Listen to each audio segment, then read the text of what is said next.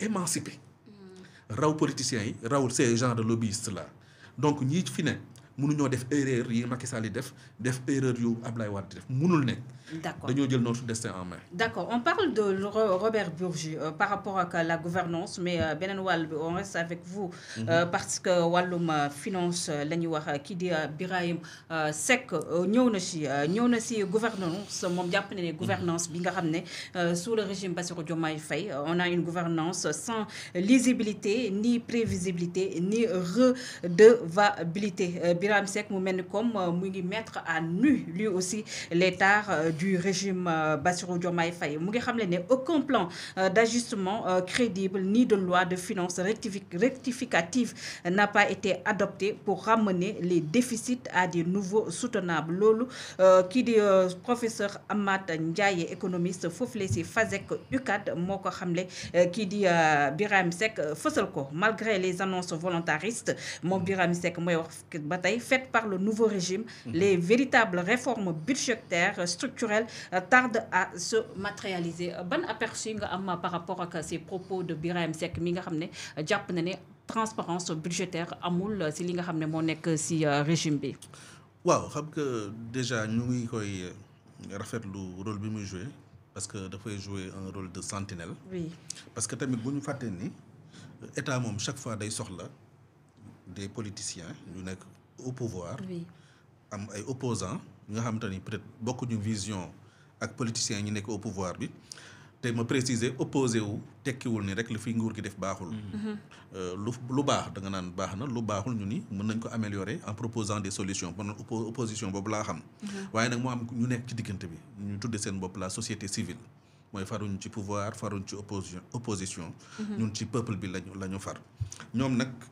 dañoo organiser wu bu ñu gisee tamit loo xamante ni jàpp nañ ni mën nañ ko parfaire am nañ droit wax ko te sax loolu maanaam les tenants du pouvoir dañoo war a encourager loolu parce que nit ku la naan lisibilité redevabilité transparence kooku ki la naan nu ñu koy waxee sax ku la naan sangul sa taar la bëggal parce que daf lay rappeler ni yow bi nga fi nekkul woon lii nga doon reproché ñi fi nekkoon ni leen yéen kat li ngeen def amul benn transparence vous avez un devoir de redevabilité mooy pour Sénégalais yi mooy ñun ñoo yor seen affaire seen i mbir dañoo am obligation rendre leen compte maanaam da ngeen ñoo dénk lépp lu ñu jëf dañ leen war a wax ni jëf na lii ci seen alal lii ak lii lañ jëf seen alal lii moo ci des lii ñu ngi koy prévoir pour telle période léegi nag fi mu war a wax moom man dama bëgg nit boo waxee ni dafa manqué transparence nga joxe ay références ni lii waroon nañ ko defuñu ko. non moom joxe na ay références nee na carrément méngoowut ak li nga xam ne moo nekk code UEMOA yi lu mu joxe en fait. waaw voilà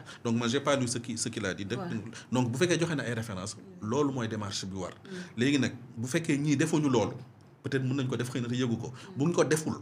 ñoom dañoo am obligation conformé wu ci disposition yu ma wax ak yeneen disposition communautaires yi parce que transparence moom ci jamono ji ñu nekk on ne badine pas avec ça de pare ñun ñoo leen yónni ba pare dañ leen a yàkkamti dañoo war a rendre compte waaw loolu laay les propos de Birahim Seck mi nga xam ne jàpp na ne état dafa war a communiquer surtout transparence par rapport ak li nga xam yëpp la ko xam ne ñeen la suñu budget bi loolu ban jàngat nga ci di am Moustapha. waaw loolu mel ni comme ñu joué rôle de sentinelle. loolu lu baax la.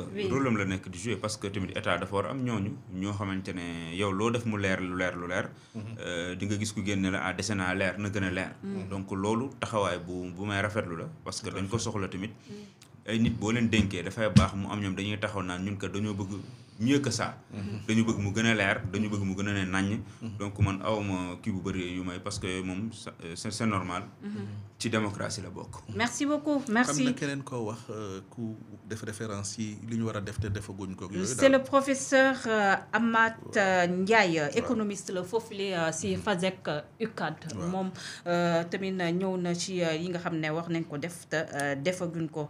moi je pense que c'est des choses yoo xam ne à prendre en compte. dafay aider rek le régime pour mu gën a mën a rek. joyantuwaat ay toogaayam. ñu ñëw si ay les échos ñëw na si indice des chiffres d'affaires dans la construction baisse de 19,6% du chiffre d'affaires recul de chute de 38% du chiffre d'affaires dans le sous-secteur du génie civil, baisse de 11% dans le sous-secteur de la construction de bâtiments, les obligations en dollars du Sénégal en chute libre. Lii les échos titré tey. waaw balaa boobu boo ko mayee rek. allez-y rapidement ci li professeur boobu wax. waaw man mooy li ma yónnee woon sax Moustapha dama jàpp ni y a des priorités yoo xamante ni bu ci gouvernement bi concentré woo. maanaam bilan bu exceptionnel lay def. bi ci njëkk mooy dekkal chemin de fer le transport ferroviaire.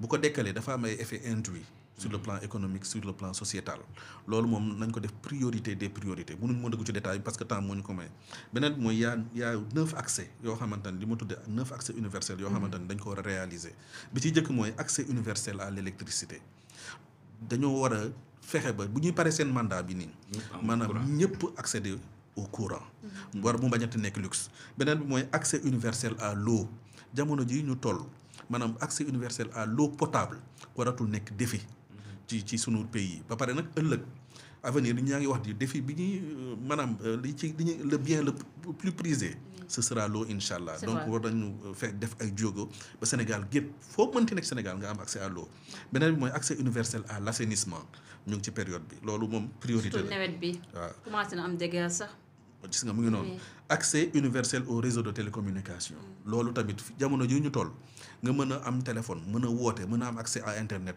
c'est pas un luxe c'est un droit beneen bi mooy accès universel aux denrées de première nécessité maanaam au Sénégal gi ñu toll ci jamono ji ñu nag ñoom bu ñu fexee ba maanaam pauvreté ñu éradiquer ko njaboot yi ji mën a assurer les 3 repas ci ku nekk sa bourse fi mu toll loolu bu ñu ko defee dina am bilan bu am solo te loolu priorité lañ ko war a def accès universel à l'éducation et à la formation c'est un droit am na dëkk yoo xamante ne boo amul 16 ans obligation la nga dem école waaye nag dañoo war a moderniser ni ñuy jàngee école waxuma sax abri provisoire yi li ñu war a defaraat de. le contenu.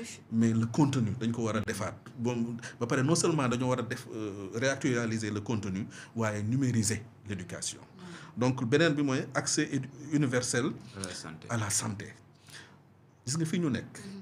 foo mënti nekk ci Sénégal normalement da nga war a boo feebaree war a am case de santé bu la jege wala centre de santé wala district sanitaire wala hôpital boo mën a fajoo am plateau médical bi ci war loolu bu ñu ko defee priorité dinañ am bilan bu am solo accès universel à la sécurité gis nga ñii ñu tuddee ASP nga gis leen ñuy jàpp scooter yi di xeex ak ñoom ak ñu ma xamul seen rôle nekk ci circulation xam fa la ñu war a nekk ci quartier yi ci koñ yi assurer la sécurité de proximité. kon police municipale à l'époque. mu ngoog loolu mooy seen rôle accès universel à une justice équitable équilibrée indépendante gis nga yii bu ñu ko defee priorité pour man pour conforter le professeur boobu rek di wax concentré wut kii définir ci bu ci nekk ci accès bu ci nekk ñu définir ci ay objectifs opérationnels def ci ay plan d'action ba pare def comité de suivi li gars yi li planificateurs yi di wax daal li wax naan dire ce qu'on va faire waaye nag après faire ce qu'on a dit bu ñu ko defee def utiliser la gestion axée sur les résultats dinañ def bilan boo xamante ne bu exceptionnel la ñu nekk. c'était pour conforter rek li professeur boobu doon. macha allah waxtaan bi neex na am na solo li moo tax invité.